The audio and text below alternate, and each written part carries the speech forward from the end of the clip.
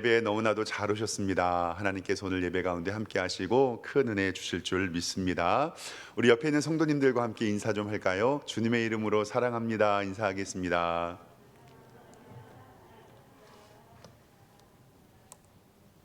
너무너무 감사합니다. 하나님께서 우리 예배를 통해서 큰 은혜 주시고 우리가 예배를 통해서 하나님 영광 올려드리기를 소망합니다. 언더덕이라는 말이 있습니다. 때로는 언더덕 효과라고 이야기를 하는데요. 싸움에서 진 개를 이야기하는 명칭에서 유래가 되었습니다. 이것은 어떤 것이냐면 어떤 어려운 환경과 힘든 일이 있을 때 경쟁에서 지고 있는 상대에게 이기기를 바라는 사회 현상입니다. 누가 봐도 이길 수 없는 상황에서 이기기를 바라는 이런 세상의 현상을 이야기하는데, 예를 들어서 우리나라의 실업 축구팀이 유럽 명문 축구팀과 시합을 한다고 가정을 해보면 당연히 우리나라 실업 축구팀이 이길 수 없음에도 불구하고 그것을 이기기를 바라며 응원하는 마음입니다. 그래서 광고나 마케팅 업계에서는 이 언더덕 마케팅을 잘 활용하기도 하고, 특히 정치인들이나 표를 얻어야 되는 사람들은 이러한 작전을 펼치기도 합니다. 그래서 때로는 엄살 작전이나 약자 코스프레를 하는 경우도 있다고 합니다. 성경에서도 이런 언더덕 현상이 나타나는 장면이 있습니다. 우리 성도님들이 잘 아시는 오늘 말씀, 바로 다윗과 골리앗의 이야기입니다. 다윗과 골리앗의 싸움, 다윗과 골리앗의 전쟁은 솔로몬의 재판과도 같이 성경에서 나오는 말씀인데, 세상에서 예수님을 알지 못하는 사람들도 많이 화제가 되고 이야기하는 말씀입니다. 그리고 세상에서는 많은 은유적인 표현으로 사용되기도 합니다. 즉, 불가능한 승리를 가리키는 표현이고, 아까 서두에 이야기했던 것처럼 언더독 효과를 이야기할 수 있는 것입니다. 모두가 패할 것이라고 생각했던 나약한 소년 다윗이 있었고요, 모두가 이길 것이라고 생각했던 장군 골리앗이 있었습니다. 오늘은 이 이야기를 한번 좀 해보려고 합니다. 사사시대가 끝난 이스라엘 백성들은 하나님께 왕을 요구합니다. 그리고 하나님께서는 사울을 왕으로 삼으십니다. 그 후 사울의 왕으로 등극하고 이스라엘은 블레셋과의 전쟁을 진행하게 됩니다. 하나님께서는 늘 전쟁이 이 가운데 있음을 보고 안타까워하셨지만, 그때 당시에 BC 2000년, 지금으로부터 3000년 전에는 이러한 전쟁이 너무나도 많이 있었습니다. 그때 당시의 전쟁은요, 두 진영이 넓은 평야나 골짜기에 진을 칩니다. 그리고 장수들이 나와서 싸움을 합니다. 그리고 그 장수들의 승패에 의해서 결정이 되는 것을 많이 있었습니다. 왜냐하면 양쪽 두 지역이 전면전을 피게 되면 너무나도 많은 사상자와 희생자가 있게 되고, 이 큰 장수들, 즉 가장 우두머리들만 나와가지고 전쟁을 하면서 그 전쟁의 승패를 겨루었습니다. 이때 블레셋의 장군의 이름은 골리앗이었습니다. 이 골리앗인데 성경은 이 골리앗을 어떻게 표현하고 있냐면, 사무엘상 17장 4절 말씀에는 이렇게 기록합니다. 그의 키는 6규빗 한 뼘이었다라고 기록을 하는데요, 우리 성도님들 잘 아시는 것처럼 한 규빗이라는 단어는요, 요 손끝에서 팔꿈치까지의 거리를 한 규빗이라고 합니다. 그러니까 성인 남자를 한 170으로 봤을 때 여기서부터 여기까지 거리가 한 45cm 되더라고요. 근데 저는 오늘 설교 준비하기 전에 재봤는데 여기서부터 여기까지 한 60cm. 물론 예외도 있습니다. 그런데 45cm 정도로 생각을 하면, 한 규빗이 45cm에서 한 50cm로 이야기를 하면 6규빗하고 한 뼘이라고 이야기하는 것은 약 3m 정도 되는 큰 키를 이야기를 합니다. 그리고 5절 말씀에는 머리에 노투구를 썼고 비닐 갑옷이 5천 세겔이었다라고 이야기합니다. 한 세겔이 약 한 10g 정도 되니까 이 비닐 갑옷과 노투구만 하더라도 50kg가 되는 큰 무게였습니다. 그리고 17장 6절에는 단창과 창날을 가졌다라고 이야기하는데, 이 창날의 무게만 100세겔, 그러니까 한 7kg 정도가 되었습니다. 이 골리앗은 누가 보더라도 키가 엄청나게 컸고요. 제가 키가 2m 조금 안 되니까 저보다 한 점 반 정도 더 컸고, 몸에는 많은 호신 장비를 가지고 있었습니다. 50kg의 호신 장비를 가지고 있었고, 창에 있는 그 칼날만 7kg의 칼날을 가지고 있었던 것을 바라봅니다. 그러니까 누가 봐도라도 이 다윗과 골리앗의 싸움은 골리앗이 이길 수밖에 없었습니다. 그리고 방패된 자가 옆에서 호위하고 있었습니다. 이러한 장수가 매일 나와가지고요, 양쪽에 진을 이렇게 펴놓고 있는데 40일 동안 이스라엘을 조롱합니다. 그리고 하나님을 멸시합니다. 이 결과로 어떻게 되었냐면, 오늘 말씀 17장 11절에 사울과 온 이스라엘이 블레셋 사람이 이 말을 듣고 놀라서 크게 두려워하였다라고 성경은 기록하고 있습니다. 이렇게 전쟁의 상황이었고 40일 동안에 이 골리앗이 매일 나와서 하나님을 욕하고 예수 믿는 사람들을 욕하는 장면이 오늘 말씀에 나옵니다. 이때 다윗이 처음 등장을 하게 됩니다. 다윗은 형들 3명이 군인으로 차출이 되었습니다. 그리고 전쟁터에 있는데 아버지께서 이 다윗에게 심부름을 시킵니다. 음식을 싸줄 테니 볶은 곡식과 치즈와 떡덩이를 가져다가 형들에게 면회를 갔다 와라, 형들을 만나고 오라고 이야기를 합니다. 그때는 다윗은 어린 소년이었기 때문에 어떤 것인지 모르고 그냥 아버지의 심부름만 감당하고 형들의 면회를 갑니다. 면회를 가서 형들과 만나는 장면에서 사무엘상 17장 23절에 골리앗이라고 하는 자가 그 전열에 나와서 전과 같은 말을 하며 다윗이 들었다라고 성경은 이야기를 합니다. 그 전쟁의 상황에서 저기에 보니까 블레셋이 진을 쳐놓고 있고 장수가 하나가 나오는데 엄청나게 키가 크고 싸움을 잘할 것 같습니다. 그리고 전과 같은 말은 어떤 것이냐면 하나님을 욕하고 하나님을 저주하고 하나님을 모욕하는 말을 합니다. 그런데 이 말을 들은 다윗은 너무나도 화가 났습니다. 그리고 짜증이 났습니다. 이스라엘 백성들의 현재의 모습과는 너무도 다른 반응이 있습니다. 사무엘상 17장 24절에 이 이스라엘 백성들은 어떠한 상황이었냐면 이스라엘 모든 사람들이 그 사람을 보고 심히 두려워하여 그 앞에서 도망하였다라고 이야기를 합니다. 어느 누구도 전쟁에 나아갈 수 없고 대치 상황 가운데 있었고, 만약에 블레셋 군인들이 골리앗을 앞세워서 이스라엘을 진격한다면 다 망하는 길이 되었습니다. 그런데 이 다윗은 이스라엘의 백성의 말과는 달랐습니다. 오늘 말씀 사무엘상 17장 26절에는 이렇게 기록합니다. 이 블레셋 사람을 죽여서 이스라엘의 치욕을 제거하는 사람에게는 어떠한 대우를 하겠습니까? 라고 이야기합니다.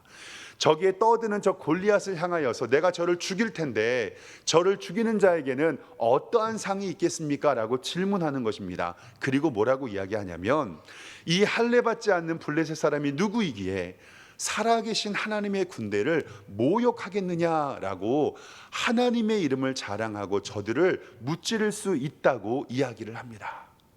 이렇게 이스라엘 백성과 다윗 가운데 그 적군을 바라보는 관점이 너무너무 달랐다는 것을 성경은 집중해서 기억하고 있습니다.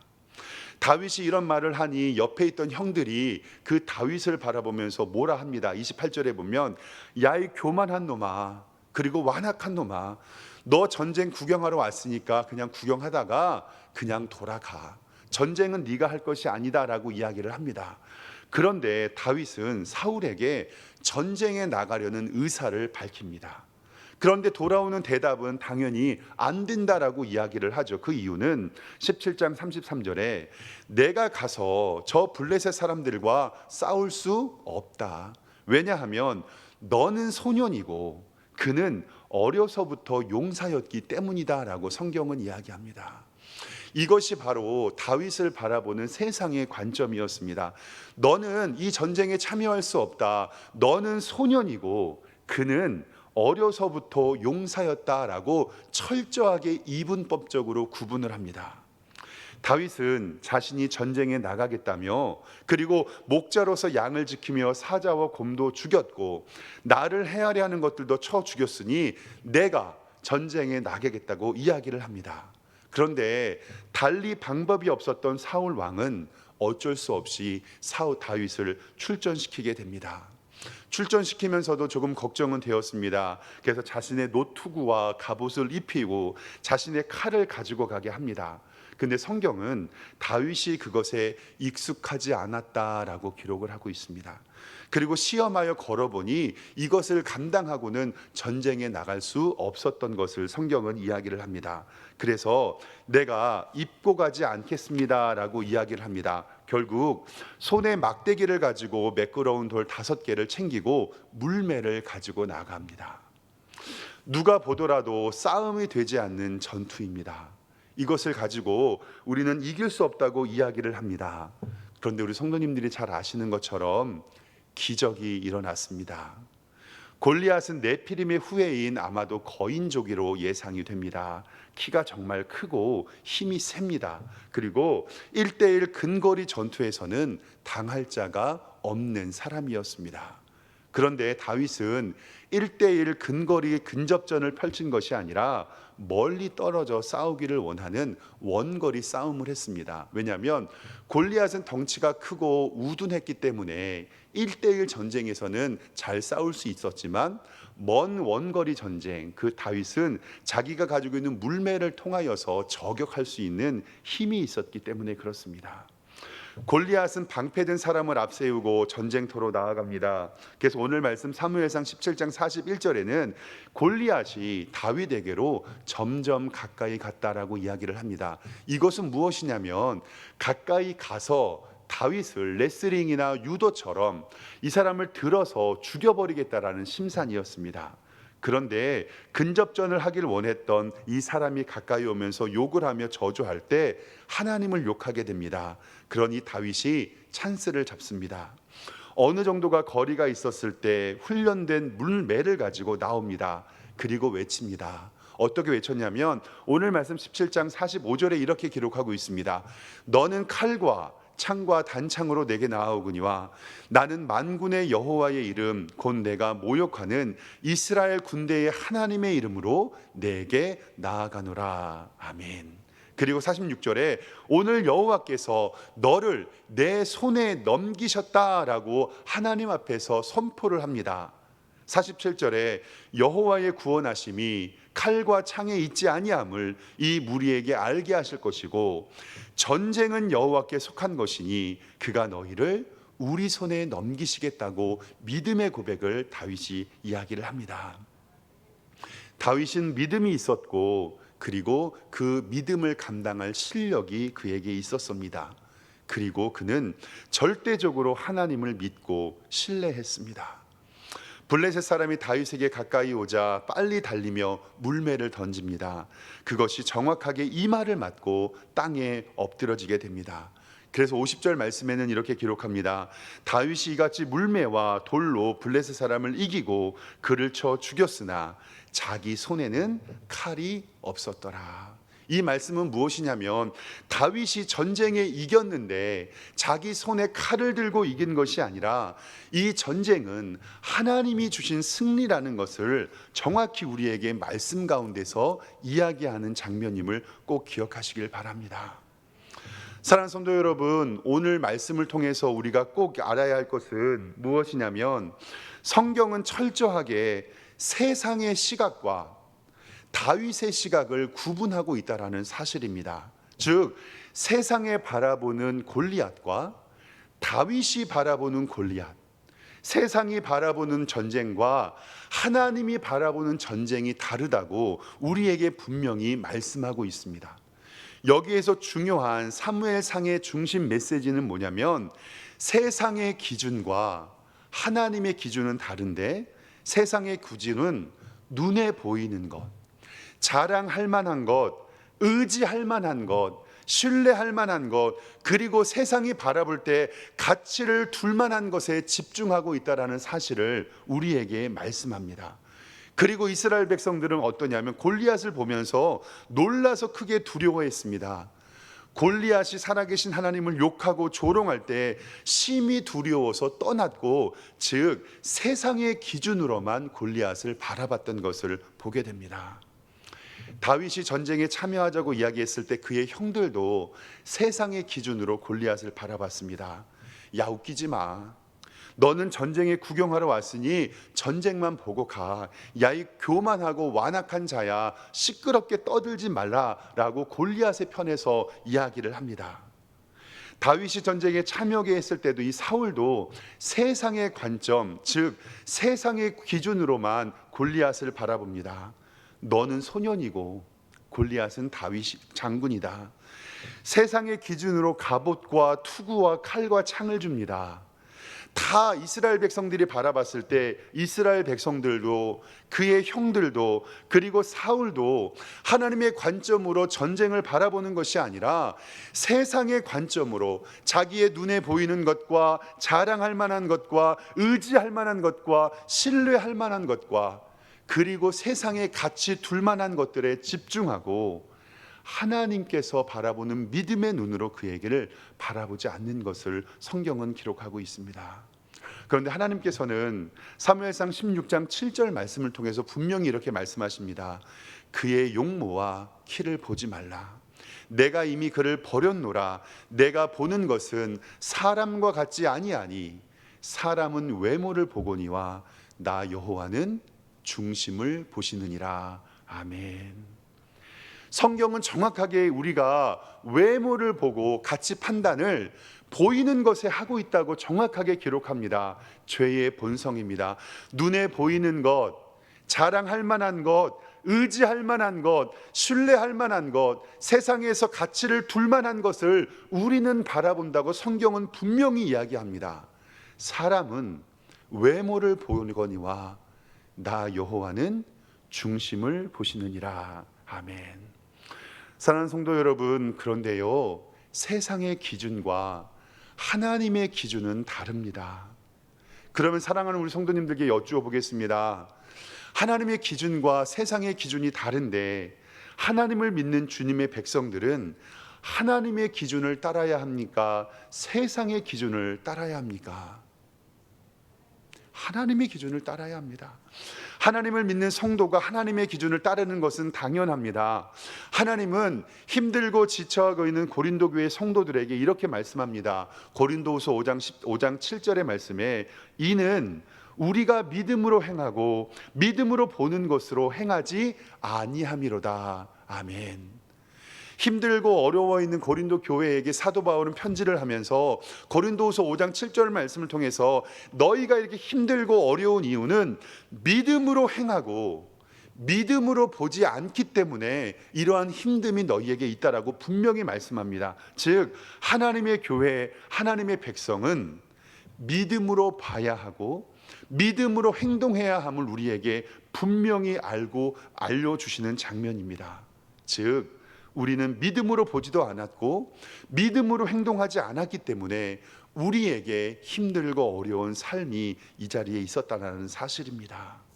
즉 우리조차도 세상이 보는 관점과 기준에 사로잡혀 있고 그것을 통하여서 우리의 가정과 우리의 직장과 우리의 삶과 심지어 하나님의 교회까지도 인간의 눈에 인간의 관점으로 세상의 관점으로 바라보고 있다는 사실을 성경은 우리에게 분명히 이야기합니다. 사무엘상 17장 45절에 너는 칼과 창과 단창으로 내게 나아오겠거니와 나는 만군의 여호와의 이름으로 너에게 나아간다. 여기에서도 분명한 이분법이 있습니다. 세상의 기준은 칼과 창과 단창이라고 기록이 되어 있지만 이 시대를 살아가는 성도의 기준은 만군의 여호와의 이름이라고 기록되어 있는 것을 꼭 기억하시기를 바랍니다. 사무엘상 17장 47절에 여호와의 구원하심이 칼과 창에 있지 아니함을 이 무리에게 알게 하실 것인데 전쟁은 여호와께 속한 것이니 그가 너희를 우리 손에 넘기시리라. 아멘. 세상의 기준은 무엇입니까? 또 여기에서도 칼과 창이 있습니다. 그런데 사랑하는 성도 여러분, 우리의 기준은 전쟁은 여호와께 속했다고 말씀하셨기 때문에 우리의 기준은 살아계신 하나님의 능력이심을 고백하시기를 주님의 이름으로 축원합니다. 시편 20편 7편 말씀을 통해서 어떤 사람은 병거와 어떤 사람은 말을 의지하지만 우리는 여호와 하나님의 이름을 자랑하리로다라고 분명히 말씀 가운데 이야기합니다. 즉 세상의 기준과 세상의 가치 판단은 병거와 말이지만 우리들의 기준, 하나님의 기준은 하나님의 이름이라는 사실을 성경은 분명히 우리에게 말씀하고 있습니다. 사랑하는 성도 여러분, 여러분들의 기준은 무엇입니까? 칼과 창과 방패와 병거와 말입니까? 아니면 전쟁은 하나님께 속해 있으니 우리는 하나님의 이름을 자랑하리겠다고 고백했던 다윗의 신앙 고백이 우리의 자랑입니까? 믿음의 눈으로 바라볼 때 하나님이 보이고 세상의 기준이 아니라 하나님의 기준으로 볼 때 우리의 믿음이 떠나가는 줄 믿으시기를 주님의 이름으로 축원합니다.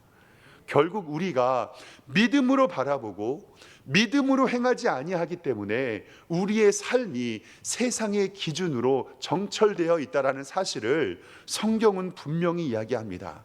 그래서 결국 오직 의인은 믿음으로 말미암아 살리라라고 고백했던 이 선지자의 고백과 히브리서 11장 6절 말씀에 믿음이 없이는 하나님을 기쁘시게 하지 못하나니 하나님께 나아가는 자는 반드시 그가 계신 것과 또한 그가 자기를 찾는 자들에게 상 주시는 이심을 믿어야 할지니라 라고 우리에게 분명히 말씀하고 있음을 꼭 기억하시기를 소망합니다. 결국 의인은 믿음으로 살아가는데 그 의인은 우리와 다른 아주 믿음이 높은 고차원적인 성도를 이야기하는 것이 아니라 성경에서 말하는 의인은 하나님을 믿는 성도를 이야기하고 있다는 사실입니다. 결국 우리의 성도들은 믿음으로 살아가는 삶을 통하여 하나님께 영광 돌린다는 사실입니다. 며칠 전에 제 큰 아들이 중학교 2학년 되었거든요. 저에게 이렇게 묻습니다. 아빠, 믿으면 다 이루어져요? 이렇게 물어보는 거예요. 믿음을 가지고 소망을 가지고 힘을 내자. 근데 요즘에 아이가 공부하는 가운데 좀 스트레스를 받는지 아빠 믿는다고 다 안 될 것 같은데 이렇게 얘기를 하면서 학교 공부가 힘들고 위로를 받고 싶을 것 같아서 많이 격려를 해 주었습니다. 이렇게 대답해 주었습니다. 믿는다고 다 이루어지는 것은 아니다. 우리의 실력을 키우고 노력을 해야 된다. 그리고 그 가운데서 하나님이 역사하심을 기도해야 한다. 믿는다고 다 이루어지는 것은 아니지만 다 이루었던 사람들은 다 믿음의 사람이었다. 우리가 하나님 앞에 믿음으로 구하고 간구하기를 소망합니다. 그런데 때로는 그것이 하나님의 뜻에 맞지 않을 때는 이루어지지 않을 수도 있습니다. 그런데 어떠한 최종의 결과를 통하여 하나님 앞에 감사할 때요, 그 최종의 결과를 이루었던 사람들은 다 믿음의 사람이었다는 것을 기억하시기를 주님의 이름으로 축원합니다. 히브리서 11장의 믿음의 사람들은 믿음으로 바라봤고 모든 결과가 믿음으로 인한 결론이었고, 분명한 것은 성경은 믿음에 대해서 우리에게 히브리서 11장 1절에 믿음은 바라는 것들의 실상이요 보이지 아니하는 것들의 증거라고 우리에게 말씀합니다. 그리고 2절 말씀에 선진들은 이로써 증거를 얻었느니라 라고 우리에게 말씀합니다. 그리고 히브리서 11장에 16명의 믿음의 위인들을 우리에게 소개해 주는데요, 그들을 어떻게 소개하냐면 모든 성경의 말씀에 믿음으로 아벨은, 믿음으로 노아는, 믿음으로 아브라함은, 믿음으로 이삭은, 믿음으로 요셉은, 믿음으로 야곱은, 그 성도의 믿음의 선진들을 소개할 때 그 앞에 소개의 멘트를 믿음으로 누구누구는 이라고 붙이고 있다는 사실입니다. 그러면 사랑하는 성도 여러분, 성경의 기자가 우리 교회 성도들을 하나님 앞에 소개할 때 어떻게 소개하기를 원하십니까? 저는 우리 교회 성도님들이 믿음으로 소개되기를 주님의 이름으로 축원합니다. 부끄럽지만 저도 하나님께서 우리 교회를 바라보실 때 믿음으로 박성일 목사는, 믿음으로 이준호 장로님은, 믿음으로 허태룡 집사님은, 믿음으로 이용호 권사님은, 우리 성도님들 모든 이름 앞에 이 믿음으로 소개하는 믿음의 역사가 있기를 주님의 이름으로 축원합니다. 이러기 위해서는 우리는 믿음으로 내 자신과 우리의 가정과 우리의 일터와 그리고 우리의 교회를 바라보는 생각이 반드시 필요하다는 것을 말씀드리고 싶습니다. 저는 믿음으로 우리 교회를 바라보고 믿음으로 기도합니다. 제가 하나님 앞에 기도하며 하나님께서 제게 환상으로 보여주신 것은 뭐냐면, 제가 꿈꾸는 우리 교회에 어떤 교회냐면요, 저는 새벽 예배 우리 본당에서 예배 드리고 싶거든요. 왜 그러냐면요, 본당에서 새벽 예배 드릴 때 교회 불을 다 켜놓고, 로비의 불을 다 켜놓고, 우리 교회에 오시는 성도님들이 우리 교회를 바라볼 때 우리 교회 불을 환하게 켜놓으면 저는 우리 동네가 밝아질 것 같아요. 이것이 우리 새벽 예배뿐만이 아니라 수요 예배와 금요 기도회도 마찬가지로 될 거라고 생각됩니다. 교회 올 때마다 어둡고 침침해서 가로등 불빛이 없으면 교회 올 때 어두운 것이 아니라, 우리 교회가 로비와 교회 건물에 활짝 불을 켜놔서 이 지역사회의 등대처럼 이 지역사회의 소금과 빛의 역할을 감당할 수 있도록 저는 기도하고 있습니다. 단순히 교회의 부흥과 양적 평창을 위해서만 기도하는 것이 아니라, 우리 교회에서 예수 믿고 구원받아 성숙한 그리스도인이 되어서 세상을 섬기는 복된 성도들이 나오기를 기도합니다.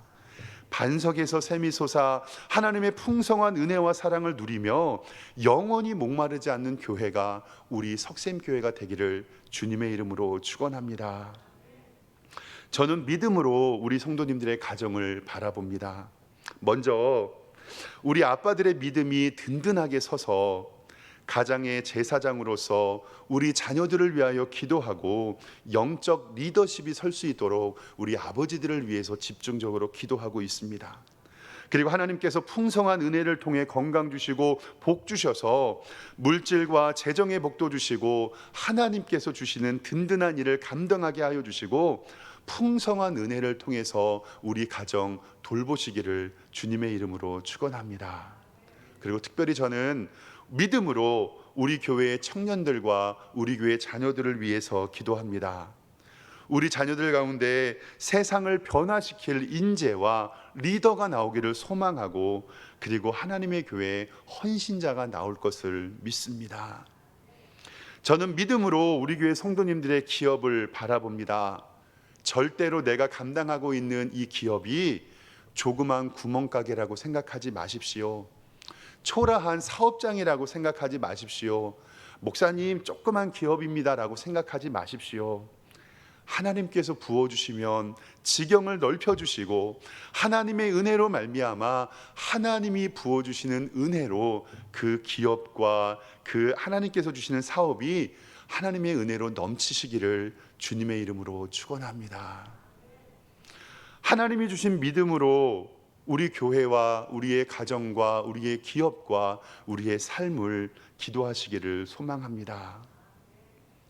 현실을 정확히 판단하고 사리 분별하는 것 중요합니다.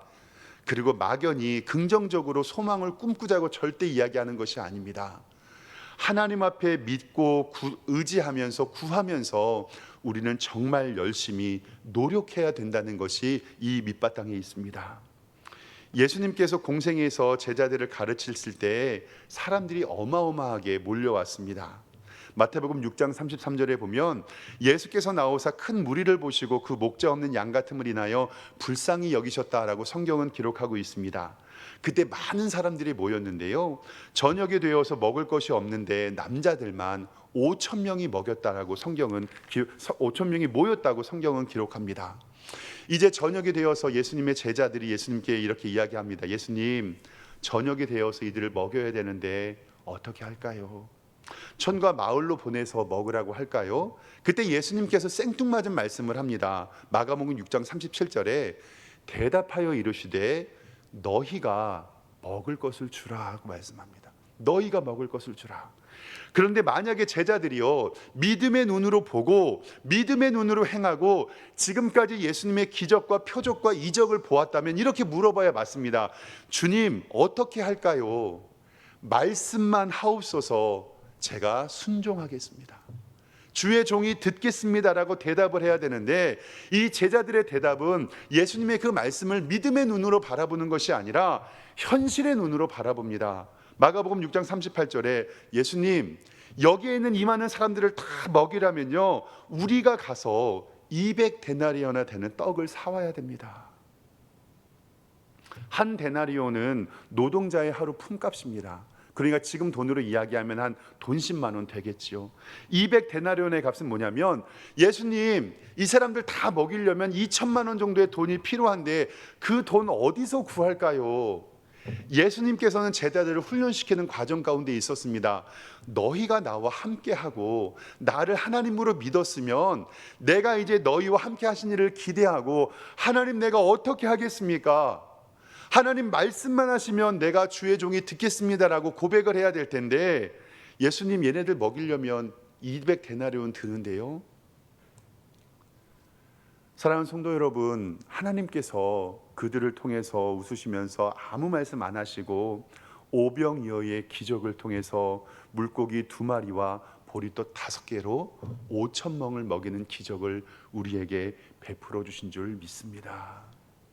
저는 우리 교회 주보를 보면서 늘 오병이어의 기적을 생각합니다. 주보 보이시죠? 우리 교회 마크가 너무너무 예쁘잖아요. 오병이어 할 때 오 동그라미가 있고요, 물고기 2마리가 좌우 대칭으로 있어요. 반석에서 샘이 터져나서 하나님의 충만하게 흘러보내는 이 은혜를 우리는 소망을 하고 늘 이 교회 마크를 보면서 하나님의 풍성함을 기도합니다. 그런데 정말로 우리 성도님들, 하나님의 교회와 내 기업과 가정을 바라보면서 믿음이 없는 예수님의 제자들처럼, 예수님 이 사람들 먹이려면 200데나리온 필요한데요 라고 현실적인 눈만 바라보는 것이 아닙니까? 세상이 바라보는 골리앗을 바라보면서 저들은 우리가 이길 수 없습니다 라고, 우리는 도망갈 수밖에 없다라고 세상의 눈으로 바라보는 것은 아닙니까? 사랑하는 성도 여러분, 다윗과처럼 믿음의 눈을 받으시기를 주님의 이름으로 축원합니다. 현실적인 냉정한 비판이 있고 현실을 이야기해야 되겠지만, 우리에게 하나님께서 요구하시는 것은 믿음의 눈으로 우리의 가정과 우리의 직장과 우리의 교회를 바라보실 때 하나님께서 우리에게 부어 주실 것은 믿습니다. 다윗이 믿음으로 고백했던 것, 혹은 병거 혹은 말을 의지하지만 나는 만군의 여호와의 이름을 자랑한다. 그리고 전쟁은 하나님께 속하였다고 하는 것은 하나님께 믿고 의지할 때 하나님께서 우리에게 승리 주실 것을 믿습니다. 우리의 가정과 우리의 자녀와 우리의 기업, 그리고 우리의 교회, 하나님께서 우리에게 믿음 주셔서 믿음으로 바라보시고 믿음을 통한 하나님의 부흥이 이루어지기를 주님의 이름으로 축원합니다. 기도하겠습니다. 하나님 은혜와 사랑에 감사합니다. 전쟁은 하나님께 속한 것이니 하나님의 이름으로 승리케 하여 주시고, 오늘 우리의 가정과 우리의 직장과 우리의 사업과 우리의 교회를 믿음의 눈으로 바라봄으로 말미암아 우리 앞에 있는 골리앗을 무너뜨리게 하여 주시고, 하나님 영광 나타내는 우리의 성도들 될 수 있도록 주님께서 인도하여 주시옵소서. 감사드리고 예수 그리스도의 이름으로 기도드리옵나이다. 아멘.